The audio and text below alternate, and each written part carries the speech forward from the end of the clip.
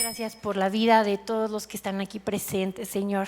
Gracias por tu presencia, Dios. Gracias porque te haces presente, Señor, en nuestras vidas, porque tú te manifiestas, Padre, a través de tu palabra y a través de lo que tú el día de hoy, Señor, has dispuesto que sea compartido. Yo te doy gracias, Padre, por esta palabra y te pido que pueda interiorizarse en el corazón de cada uno aquí presente. Señor, haz tú obra, Espíritu Santo. Muévete tú, Espíritu Santo, y sé tú usando mi boca para hablar tú, Señor, y que toda la gloria y toda la honra sea dada a ti en el nombre de Jesús. Amén. Amén. Bueno, chicos, como ven, ahí está el nombre de la serie, es Hechos de la Iglesia Moderna. Y el tema que me corresponde a mí en esta serie es ¿cómo está la iglesia moderna? Y la verdad se me hizo un retote poder describir, obviamente guiada por el Espíritu Santo, ¿cómo está la iglesia moderna? Yo dije, Señor, es que veo para acá y veo la cultura de estas iglesias y ok, esta doctrina está así. Volteo para acá, no sé, a Centroamérica, Latinoamérica o a Estados Unidos, a Europa y veo de todo. O sea, la iglesia moderna no sé cómo describirla, pero el Señor me dijo, tú no tienes que escribirla. Yo ya la describí en mi palabra. Y me llevó a Apocalipsis 2, capítulo 2 y 3. Así que esa va a ser la base de nuestro mensaje el día de hoy. Así que acompáñenme, por favor, en sus Biblias, Apocalipsis 2 y 3. Son largos, son extensos, no los vamos a leer todos, pero ahí está el fundamento. Y cuando el Señor me llevó ahí, la verdad me sorprendí mucho de que ya hubiera descripciones de la iglesia moderna escritas en la Biblia, ¿no? Y bueno, en Apocalipsis, en el segundo y tercer capítulo, se retrata a Jesús brindando un discurso a las 7 iglesias del primer siglo. Cuando la iglesia se levantó, como vemos, hay carta a Efesios, hay cartas a distintos lugares donde se estaban levantando personas que estaban conociendo a Cristo ya una vez que Él había muerto y resucitado y ascendido al Padre. Entonces ahí inicia la historia de la iglesia cristiana en el primer siglo. Y estas 7 iglesias fueron las primeras iglesias. Imagínense, nosotros somos la iglesia de Vida Nueva, ¿no? Pero esas fueron las primeras 7 iglesias, las iglesias fundadoras. Entonces aquí vemos como un cuadro de Cristo hablándole a estas 7 iglesias que son descritas en estos capítulos 2 y 3 de Apocalipsis. Y son Éfeso, Esmirna, Pérgamo, Tiatira, Sardis, Filadelfia y Laodicea. Laodicea. Pero bueno, son nombres griegos, son nombres del Medio Oriente, porque pues ahí se fundó lo que hoy en día todavía mantenemos. Entonces, los voy a repetir. Son Éfeso, Esmirna, Pérgamo, Tiatira, Sardis, Filadelfia y Laodicea. Obviamente esto no es un estudio así de que histórico, pero necesitan tener contexto, ¿ok? Para que les puedan entender el mensaje. Y bueno, estas 7 iglesias son literalmente las 7 iglesias que existían en el tiempo en el que Juan, el apóstol, estaba escribiendo Apocalipsis inspirado por el Espíritu Santo. Y aunque los mensajes escritos en Apocalipsis son para la iglesia histórica de ese tiempo, es hermoso ver que siguen siendo para la iglesia del día de hoy.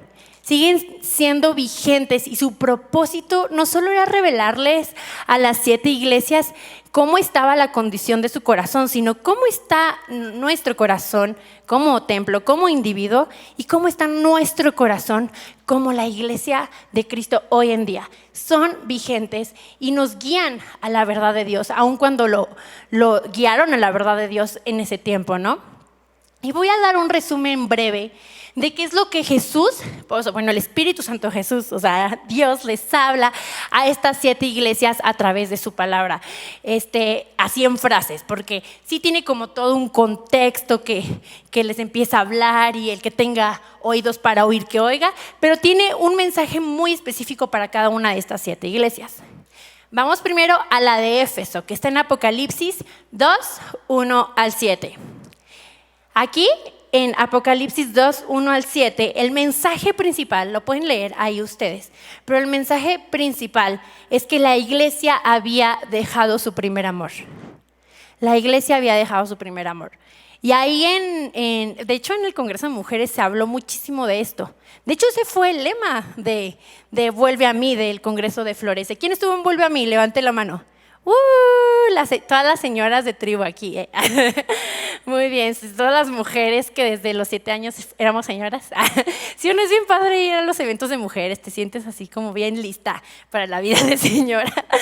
Pero bueno, justo ese fue el lema y creo que es algo que Dios está hablando a su iglesia. Ahorita que lo pienso, creo que es algo que tenemos que atender, ¿ok? Entonces, a Éfeso le dice que había dejado su primer amor.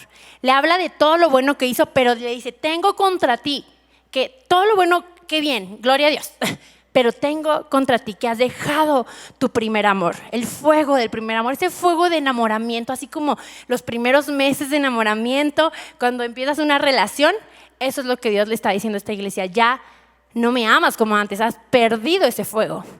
Esa es la primera iglesia. Ahora nos vamos a Esmirna.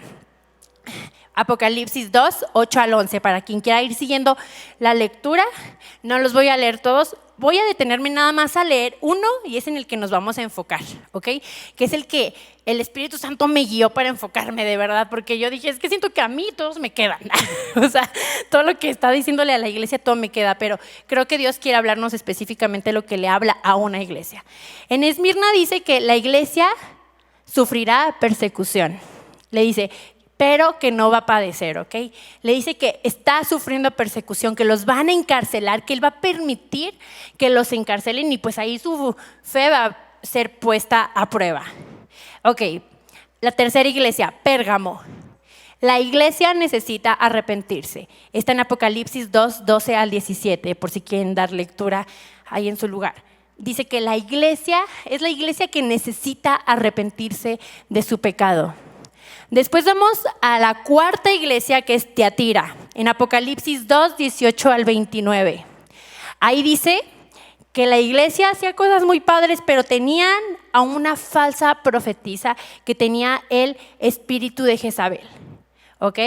El espíritu de Jezabel, o sea, una mujer completamente rebelada a la ley de Dios, ¿ok? Que dirigía pero no para bien. Entonces, que tenía palabras pero no provenían de Dios, no provenían de nada bueno, sino completamente de Satanás. Entonces le dice la iglesia que tenía una falsa profetisa. Ahora nos vamos a Sardis, la quinta iglesia. Y aquí quiero que presten mucha atención, porque es la iglesia que en verdad, en oración, pues el Señor me fue guiando a que nos enfocáramos en esta iglesia, Sardis, Apocalipsis 3, 1 al 6. Y es la iglesia que se había quedado dormida. La iglesia que se había quedado dormida. ¿Ok? Voy a dar un recuento para terminar las 6 y las 7, pero ahorita nos vamos a enfocar. Y después la sexta iglesia es Filadelfia y Dios le dice en Apocalipsis 3, 7 al 13, la iglesia que había perseverado pacientemente. O sea, también los alienta, ¿ven? O sea, no solo es regaño, aunque Dios me mostró que la nuestra sí es regaño, pero es la iglesia que ha perseverado pacientemente, Filadelfia. Y por último, la séptima, la Odisea, la iglesia con una fe tibia. La iglesia con una fe tibia. Entonces encontramos estos 7, los voy a leer rápidamente, porque estos 7 describen no solo estas 7 iglesias, sino la condición de la iglesia moderna, porque hemos perdido nuestro primer amor. Y me duele decir esto, chicos, porque yo soy la primera confrontada en esto. O sea, de verdad, pocos mensajes me han confrontado tanto. El Señor me ha confrontado tanto, por eso me está costando compartirlo porque me siento súper identificada. Quisiera estar ahí sentada, sí, no quisiera ser la que lo estuviera compartiendo, pero quiero que sepan que el Señor así nos habla globalmente, unifica un mensaje y es para todos. Entonces, hemos perdido nuestro primer amor. Vamos a sufrir persecución, sufrimos ya persecución ideológicamente, o sea, todo lo que está de moda, todo lo aceptado socialmente va en contra de la ley de Dios. Vamos contracorriente completamente. Siempre hemos sido perseguidos, pero hoy más que nunca, o sea, ideológicamente traemos muchísimas personas en contra, se está levantando el mundo de una manera enorme, hay marchas, mañana va a haber una marcha, de hecho, o sea, hay muchas tinieblas, la gente piensa que es libre y grita por libertad, pero no sabe que lo que está clamando es esclavitud. Su libertad es esclavitud y nosotros hemos hallado la verdadera libertad. Entonces, vamos totalmente al revés. Estamos en el reino de al revés nosotros. El reino de Dios es contracorriente. Entonces, nos queda. Hemos perdido el primer amor, estamos sufriendo persecución. La iglesia que necesita arrepentirse, tercero, esa es la descripción de la iglesia moderna también. La iglesia que tiene una falsa profetisa y tal vez no tenemos aquí a una mujer que estemos siguiendo como una falsa profetisa, pero es un espíritu, el espíritu de Jezabel. Es un espíritu que está en las iglesias y que está metido. Son espíritus, porque este mundo es más espiritual que físico. Lo que nosotros vemos físicamente es solo resultado de lo que pasa en el mundo espiritual. Muchos le ponen el nombre de las energías, de todo lo holístico y así, pero, o sea, sí, es verdad lo que dicen, pero distorsionado por completo, porque sí, lo energético y todo esto es espiritual. Así que no tenemos profetisa como tal, pero sí se han metido corrientes y espíritus escondidos que nos están mal influenciando. Entonces, ahí está, la iglesia que tenía una falta profetisa, la iglesia que se había quedado dormida. Tan solo, chicos, con ver nuestra sociedad, es evidente que la iglesia está dormida. Debemos despertar y ese es el propósito de este mensaje. Que estemos viendo tantas cosas tan feas en el mundo y no quiero que este mensaje sea deprimente, pero realmente es el contexto, es lo que tenemos que darnos cuenta, chicos. La sociedad, lo caído del mundo y la poca luz que hay es evidencia de que la iglesia está dormida. La iglesia que ha perseverado pacientemente, no todo está mal, por algo estamos aquí hoy en día después de 2000 años. Porque somos una iglesia que ha perseverado y el Señor nunca deja sola la construcción. Él es el que hace la obra. A pesar de que nosotros estemos con todos estos checklists tristes, o sea, Él hace la obra y Él nos da el querer como el hacer. Y hemos llegado hasta aquí el día de hoy. Y por último, la iglesia con una fe tibia. La iglesia que se estanca, que solo va los domingos, que solo va los viernes, la iglesia que no busca más, que no tiene esta fe salvaje. Entonces, fue bien fuerte leer que esta es la descripción de cómo está la iglesia moderna. Ni siquiera tuve que, o sea, yo quería aquí pensar en algo acá muy, o sea, una investigación, ponerme a ver corrientes, ponerme a ver estudios así de que cómo las mega iglesias han caído, como Hillsong y acá estudiar cosas así, o sea, porque hay muchísimos documentales de este tipo de cosas, pero Dios me dijo, ya está descrita en Apocalipsis. Y yo así, qué triste. Pero bueno, entonces, son 7 iglesias y el número 7 en la palabra de Dios es la plenitud. Dato curioso. Entonces, es un mensaje completo. Pleno, está completo. Es una descripción de la iglesia moderna completa y plena. ¿Ok? Entonces, para que lo reflexionemos.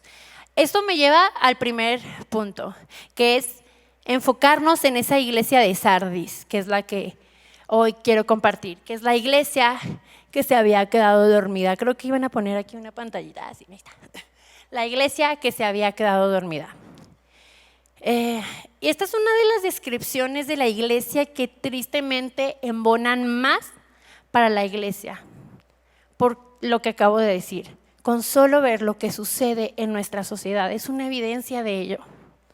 Todo el dolor, los suicidios de tantos jóvenes, de tantas personas, tantas adicciones, tantas ataduras en nuestra generación, tanto dolor en los hogares.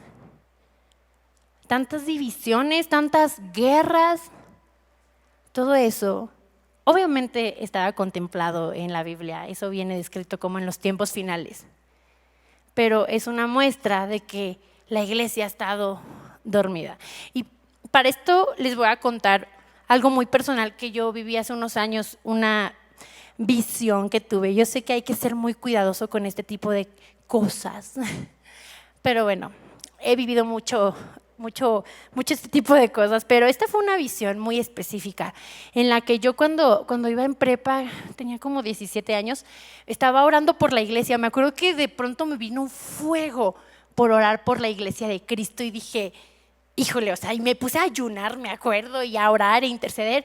Y ya había pasado, o sea, días de que yo había ayunado y orado, y de repente, un día, estando en el baño, el contexto, pero luego es que estás solo ahí, como que Dios te habla ahí, ¿no? Entonces yo estaba ahí y de repente me vino, las visiones, obviamente hay que tener cuidado con ellas, pero esta fue tan clara, o sea, ni tienes que cerrar los ojos, o sea, te viene a la mente una nitidez, un detalle de todo lo que se está viendo que explica una situación espiritual que no me quedó duda que venía del Señor. Y yo veía a toda mi generación, incluyéndome a mí, a un primo, me acuerdo un primo que también oraba, estábamos orando mucho él y yo por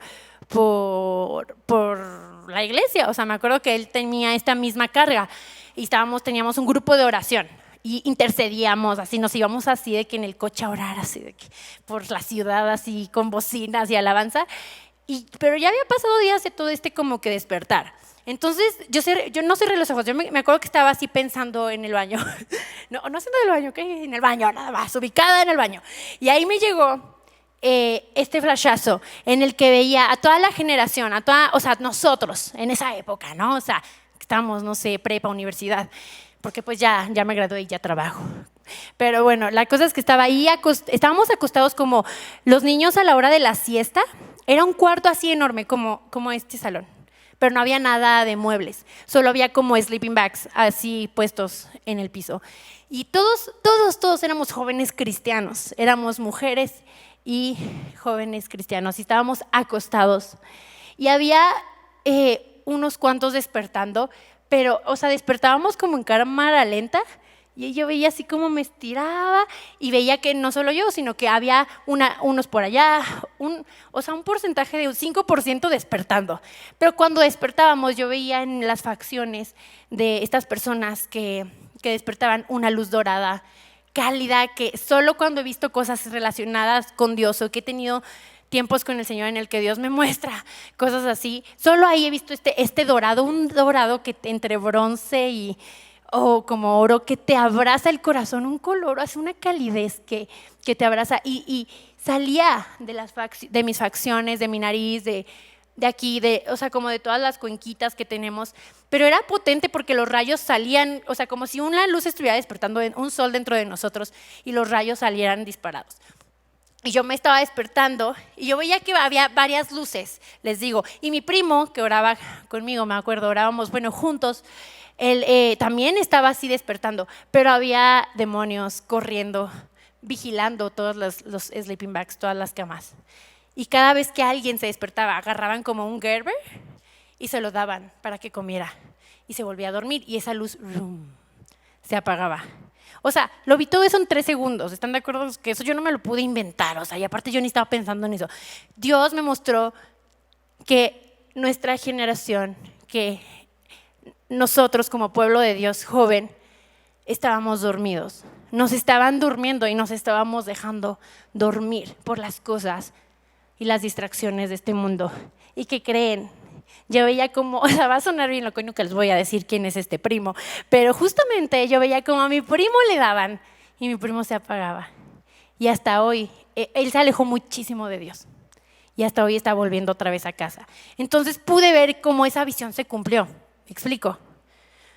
Y en mí un poquito, porque ya iban para allá. Me acuerdo que me estaban dando la cuchara, o sea, ya no me acuerdo si yo me la comía, porque ese no era el chiste de la visión, pero yo veía cómo había como 6 demonios, o sea, yendo, pero corriendo rápido entre pasillos y pasillos, viendo quién iba despertando, y era como que ese está despertando, corre.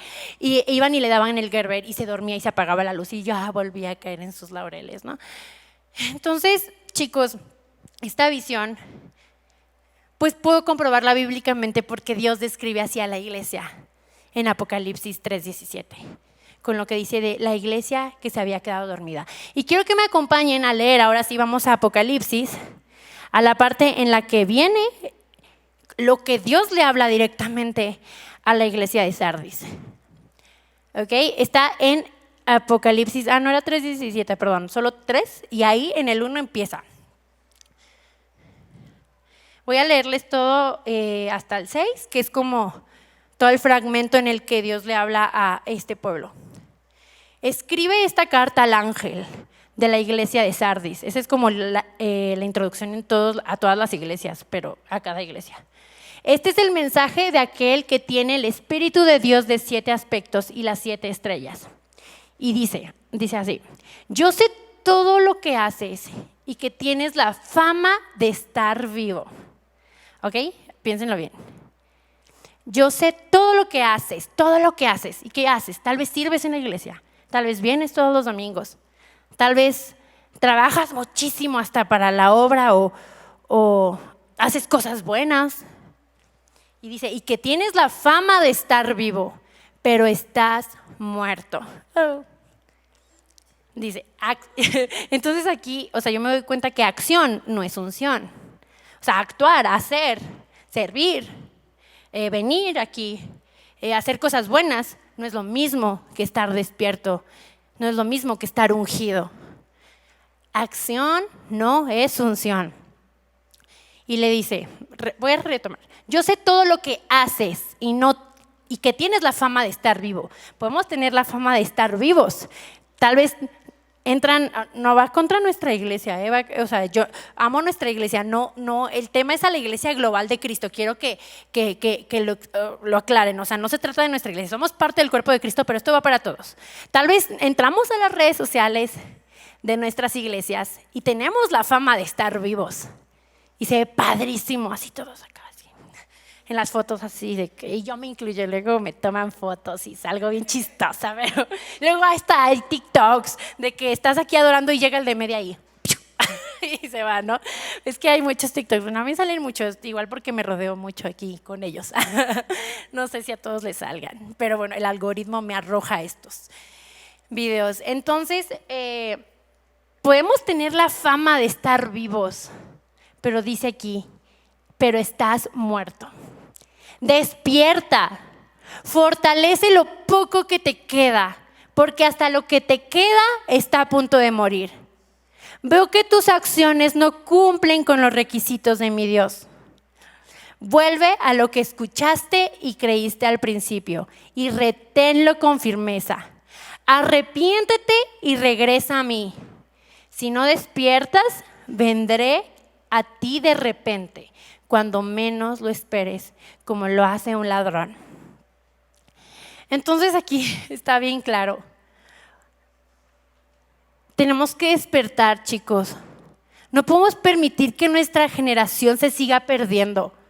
No podemos permitir que la iglesia siga indolente a tanto dolor que está viviendo la gente. No podemos ensimismarnos en nuestras pruebas, en nuestros procesos, en lo que Dios está haciendo en nosotros, que es importante porque Dios es un Dios detallista, pero no podemos quedarnos aquí, tenemos que despertar, nuestra generación tiene que despertar. Tenemos que mostrar a Cristo, tenemos que traer el reino de Dios y su justicia. ¿Estamos trayendo el reino de Dios y su justicia? ¿Tú sientes que tu vida está trayendo el reino de Dios y su justicia? Yo no, perdón, me da tristeza y lo digo con vergüenza. Mi vida no está trayendo el reino hoy en día. Y me da pena, sí estoy aquí parada, pero ¿nuestra vida está trayendo el reino de Dios y su justicia? Permitimos que Jesucristo sangrara y muriera desangrado para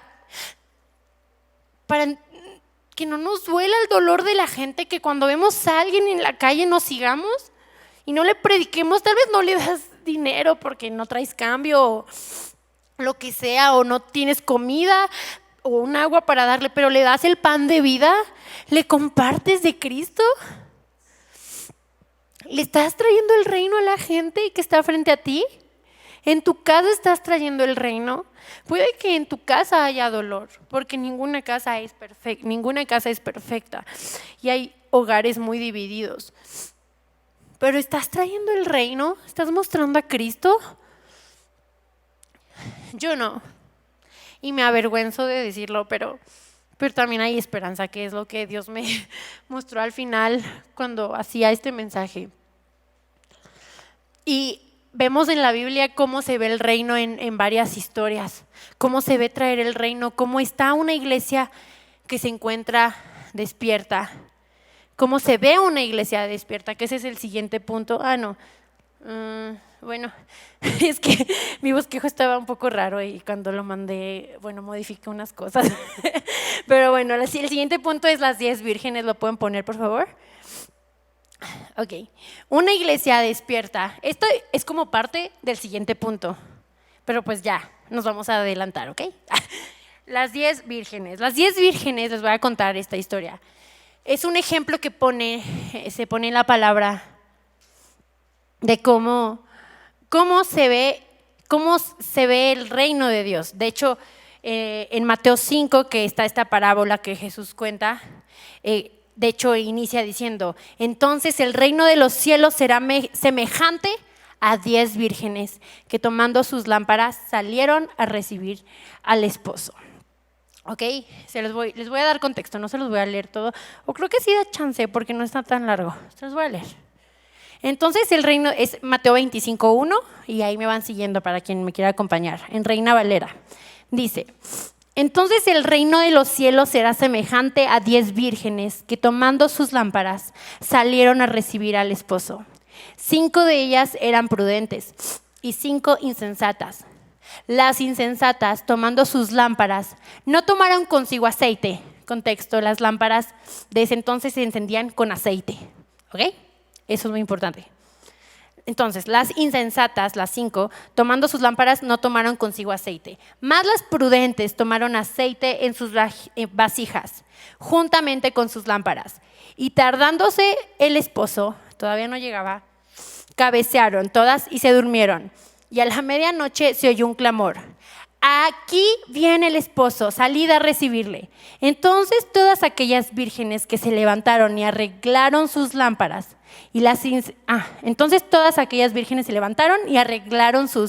lámparas, o sea, las agarraron, ¿no? Y las insensatas dijeron a las prudentes: dadnos de vuestro aceite, porque ellas ya no tenían, porque nuestras lámparas se apagan.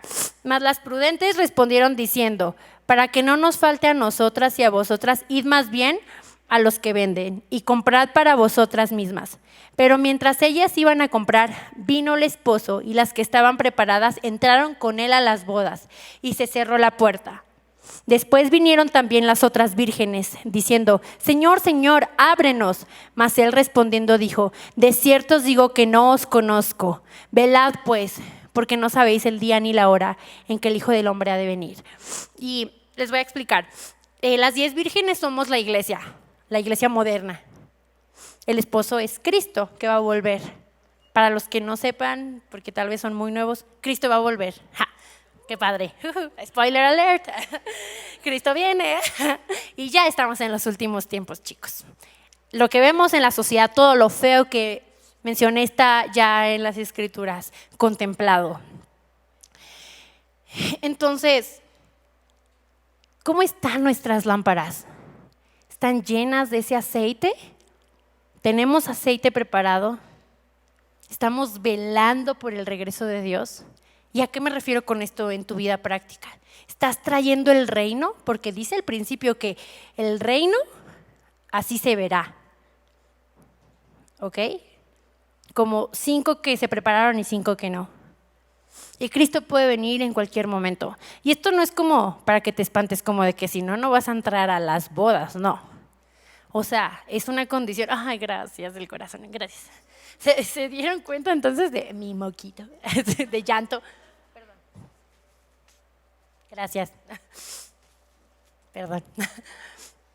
Ok, continúo. Ok, más adelante, en esto de las 10 vírgenes, Jesús estaba siendo intencional en explicar cómo debe estar la iglesia moderna, cómo debemos estar como su iglesia, porque se va a la parábola de los talentos y que también la añadí, pero no la puse no va a estar aquí, ¿ok? Pero haz de cuenta que aquí dice la parábola de los talentos, ¿ok? Finjan que dice eso. Denme un segundo porque voy a cambiar la versión de la Biblia. Es que luego no me cabe la Biblia y la compro. Pero bueno, en NTV, que es mi versión favorita, Nueva Traducción Viviente, Nueva Traducción Viviente, dice la parábola de los 3 siervos, pero es esta misma y empieza a partir del capítulo 25:14, o sea, continúa después de la de las 10 vírgenes. Y aquí Jesús está siendo intencional en mostrar entonces cómo se ve el reino. Dice, también el reino del cielo puede ilustrarse mediante la historia de un hombre. ¡Uy! Sí, se cayó, ¿verdad? Y yo te reprendo, Satanás, ¿es cierto? Ay, qué miedo. Bueno, es que me espantó, perdón. Ya voy a continuar ya. Reverencia, perdón. También el reino del cielo puede ilustrarse mediante la historia de un hombre que tenía que emprender un largo viaje. Reunió a sus siervos y les confió su dinero mientras estuviera ausente. Lo dividió en proporción a las capacidades de cada uno. Al primero le dio 5 bolsas de plata, al segundo 2 bolsas de plata, al último 1 bolsa de plata y luego se fue de viaje. Les dejó encargado su dinero, ¿ok? El siervo que recibió las 5 bolsas de plata comenzó a invertir el dinero y ganó 5 más. El que tenía las 2 bolsas de plata también salió a trabajar y ganó 2 más. Pero el siervo que recibió una sola bolsa de plata cavó un hoyo en la tierra y allí escondió el dinero de su amo. Después de mucho tiempo, el amo regresó de su viaje y los llamó para que le rindieran cuentas de cómo habían usado su dinero. El siervo al cual le habían confiado las 5 bolsas de plata se presentó con 5 más y dijo, amo, usted me dio 5 bolsas de plata, pero invertí y he ganado 5 más. Y los que saben de finanzas saben que esto es posible. El amo lo llenó de elogios. Bien hecho, mi buen siervo fiel. Has sido fiel en administrar esta pequeña cantidad, así que ahora te daré muchas más responsabilidades. Ven a celebrar conmigo. Se presentó el siervo que había recibido las 2 bolsas de plata y dijo, amo, usted me dio 2 bolsas de plata para invertir y he ganado 2 más. O sea, los 2 duplicaron las ganancias. El amo dijo, bien hecho, mi buen siervo fiel, has sido fiel en administrar esta pequeña cantidad, así que ahora te daré muchas más responsabilidades. Ven a celebrar conmigo. Por último, se presentó el siervo que tenía una sola bolsa de plata y dijo, amo, yo sabía que usted era un hombre severo que cosecha lo que no sembró y recoge las cosechas que no cultivó. Tenía miedo de perder su dinero, así que lo escondí en la tierra. Mire, aquí está su dinero de vuelta. O sea, le entregó la bolsa. Y los que saben de finanzas saben que esto ya está devaluado, ¿ok? Pero el amo le respondió, siervo perverso y perezoso, si sabías que cosechaba lo que no sembré y recogía lo que no cultivé, ¿por qué no depositaste mi dinero en el banco? Al menos hubiera podido obtener algún interés de él. Los que saben de finanzas saben que esto es cierto. Entonces ordené, quítenle el dinero a este siervo y dénselo al que tiene las 10 bolsas de plata.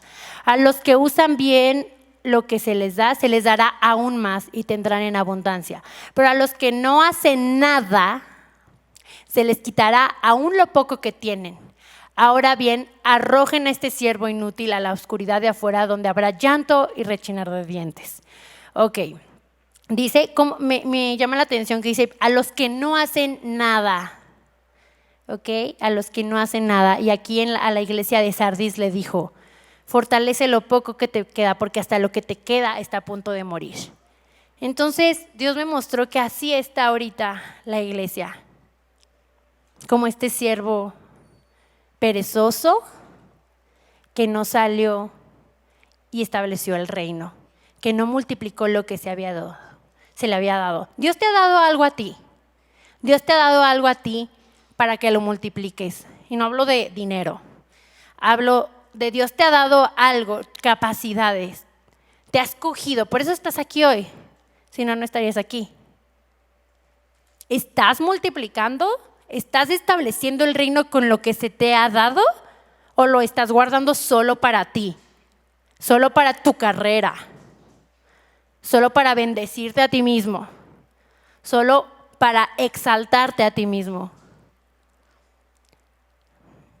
Así que piensa muy bien tu respuesta, examina en serio tu corazón. Porque Dios nos está diciendo hoy lo que le dice a la iglesia de Sardis: despierta, despierta, iglesia. Aquí está muy claro en estas parábolas cómo debe actuar la iglesia, cómo debe preparar el aceite, cómo debe tener listo lo que se le ha dado para multiplicarlo. Despierta, iglesia. Y tal vez te estás preguntando, ok, ¿cómo se ve una iglesia despierta? Una iglesia despierta es una iglesia que ama, una iglesia que va y no dice que ama nada más, ama de verdad y va y levanta al caído, le da al que no tiene que comer. Dice la Biblia que el verdadero ayuno es el que da comida a los huérfanos y a las viudas. ¿Qué estás haciendo con tu dinero? ¿Qué estás haciendo con tu tiempo, con tu mente? Hay mucho dolor allá afuera y me incluyo. Estamos endurecidos, estamos en una burbuja. La iglesia moderna. Vemos videos y prédicas de iglesias bien estéticas, súper acá, padrísimas, famosas, que se está haciendo de verdad un mundo muy relevante. Pero, ¿qué tanta relevancia estamos teniendo afuera en el mundo realmente? ¿Qué tanta relevancia? Una iglesia despierta se ve como estas 5 vírgenes que prepararon su aceite, y este aceite es la presencia de Dios. ¿La presencia de Dios está en tu vida hoy? ¿La sientes? Digo, cuando recibes a Cristo en tu corazón, obviamente entra la presencia, pero se puede avivar, o sea, puedes manifestarla o puedes dejarla ahí y no escucharla y endurecer tu corazón a la voz del Espíritu. Una iglesia despierta es una iglesia que ora constantemente, que sus corazones anhelan ver a Jesús y traer la vida de Cristo a tu vida el día de hoy. ¿Qué es traer la vida de Cristo? Es tener una relación tan profunda con Cristo que su vida te contagie a ti y tú contagies esa vida a otros. La gente ve en ti algo especial y no es un brillo individual por tu linda cara, por lo bien que haces las cosas, no. La gente está viendo a Cristo en ti. Estás mostrándoles el amor verdadero, la libertad verdadera, no la que los gays, con todo respeto, los gays, los adictos están buscando, porque esa no es libertad. Ellos mismos saben que están atados, están ansiosos, están tristes. Hay una cifra de suicidios masiva para aquellos que cambian su género por medio de operaciones. La mayoría se suicida y casi nadie habla de eso, porque el mundo nos quiere adormecer diciéndonos no es tan malo, no es tan malo. Puedes ver esto y no te va a pasar nada. Puedes comportarte como un hombre o una mujer del mundo, buscar el éxito que un hombre y una mujer del mundo busca y no pasa nada. Y sí pasa, porque tú no estás aquí para exaltar tu nombre ni tu propio reino. Viniste aquí para exaltar el reino de Cristo, para traerlo a la tierra y mostrar la vida de Cristo a tu mamá, a tu papá, a tus hermanos, a tus compañeros de trabajo, a la persona que ves en la calle, que viste hoy, al migrante, al niño, a la niña. Y yo sé que muchos decimos, es que es una red que hay detrás, que no sé qué, o sea, que son esclavos. Y sí lo son. Pero físicamente van a ser esclavos en este plano, pero tú tienes en tus manos el que pueden dejar de ser esclavos espiritualmente y eternamente. Aunque no les des dinero para no aumentar sus ganancias y ayudar al cártel con el que están o lo que quieras, sí dales del pan de vida que es Cristo. Compártele a tu jardinero, compártele al vigilante de tu escuela, de tu trabajo. Comparte, trae el reino a la tierra. Ese es tu llamado. Si tú estás preguntándote ¿cuál es mi llamado? Está en la Biblia y es claro, conciso y concreto, y para todo hijo de Dios que ha creído en Cristo. Ese es tu llamado. Y hay promesas también. Digo, no lo hacemos por la bendición, lo hacemos por Cristo, porque Cristo ya nos dio la mayor bendición, que es el sacrificio perfecto del Cordero inmolado, que murió, resucitó y ahora tienes vida eterna. Vas a morir físicamente, pero espiritualmente no. Pero aún así, aún con esa bendición espiritual que es Cristo, vas a tener una bendición añadida si atiendes a despierta. Porque dice, al final de todas estas cartas a las iglesias, dice: todo el que tenga oídos para oír debe escuchar al Espíritu y entender lo que Él dice a las iglesias. A todos los que salgan vencedores y obedezcan hasta el final. En todas las cartas dice eso, puntos suspensivos. A todos los que escuchen y atiendan y salgan vencedores en esto que les pido, en nuestro caso, en despertar. Y hay una promesa por iglesia y se las voy a leer todas. No les voy a decir qué promesas para cada iglesia, para que las tomes para tu vida si despiertas. Dice: les daré el fruto del árbol de la vida que está en el paraíso de Dios. Bendiciones espirituales que no alcanzamos a comprender la profundidad y la relevancia que va a tener cuando muramos. O sea, les daré el fruto del árbol de la vida que está en el paraíso de Dios. No sufrirán daño de la segunda muerte. No vas a morir espiritualmente. Les daré del maná, o sea, de la comida que ha sido escondida en el cielo. Y le daré a cada uno una piedra blanca. Y en la piedra estará grabado un nombre nuevo que nadie comprende, aparte de aquel que lo recibe. Un nombre nuevo que Dios tiene para ti. No ese nombre con el que te has etiquetado de pecador, de sucio, de hipócrita, sino un nombre nuevo que Él sabe qué es lo que tu alma necesita. Es un nombre nuevo.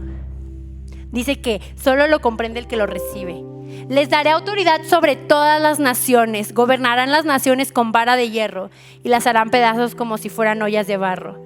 Tendrán la misma autoridad que yo recibí de mi Padre, y también les daré las estrellas de la mañana. Todo esto es ya después de esta vida. ¡Qué esperanza! Serán vestidos de blanco. Nunca borraré sus nombres del libro de la vida, sino que anunciaré delante de mi Padre y de sus ángeles que ustedes me pertenecen. Ya estoy en la sexta. Los haré columnas en el templo de mi Dios y nunca tendrán que salir de allí. Yo escribiré sobre ellos en nombre de mi Dios y ellos serán ciudadanos de la ciudad de mi Dios, la nueva Jerusalén que desciende del cielo y de mi Dios. Y también escribiré en ellos mi nuevo nombre. ¿Ya vieron? La nueva Jerusalén que desciende del cielo y de mi Dios. Nos toca ver cómo el reino se establece aquí en la tierra, por más difícil que creamos que es. Y se sentarán conmigo en mi trono, tal como yo salí vencedor, dice Jesús, y me senté con mi Padre en su trono. Y finalmente dice a todas las iglesias y a nosotros, iglesia: mira, yo estoy a la puerta y llamo. Si oyes mi voz y abres la puerta, yo entraré y cenaremos juntos como amigos. ¿Quieres eso? ¿Quieres abrirle la puerta y despertar? Está a nuestra disposición. Podemos hacerlo, podemos dar el paso. Despierta, despertemos, y me incluyo, despertemos. Despertemos, iglesia, de verdad hay mucho por hacer todavía. Ya viene Cristo y hay que ser testigos de cómo se establece el reino. ¿Quién quiere ser testigo de cómo se establece el reino de Dios y su justicia? Y cómo nuestros padres, amigos, hermanos, nuestra familia dobla sus rodillas a Cristo, el Rey de Reyes y Señor de Señores. Cómo ese amigo que está padeciendo, cómo ese familiar que está alejado, cómo tu amigo que se volvió homosexual vuelve y encuentra su verdadero valor e identidad como nueva criatura. Como esa persona que está herida profundamente, que está padeciendo un dolor en lo más profundo, se arrodilla. Esa persona puede ser hoy tú, pero puedes hacer que muchos sean sanados, muchos sean restaurados y muchos doblen sus rodillas ante el Rey de Reyes y Señor de Señores. Despierta, iglesia. Despierta. Despertemos. Juntos vamos a despertar, porque esto lo hacemos juntos. Somos una familia. ¿Quién quiere despertar? ¿Quién está cansado de estar adormecido por el mundo? Yo sí estoy cansada de que el mundo me hipnotice, porque la verdad es que en mi corazón sí hay un lugar especial para las tendencias y las cosas del mundo, pero ya no quiero más. Yo solo quiero anhelar ver el reino de Dios y su justicia. Amén. Vamos a adorar, vamos a cantar esta canción.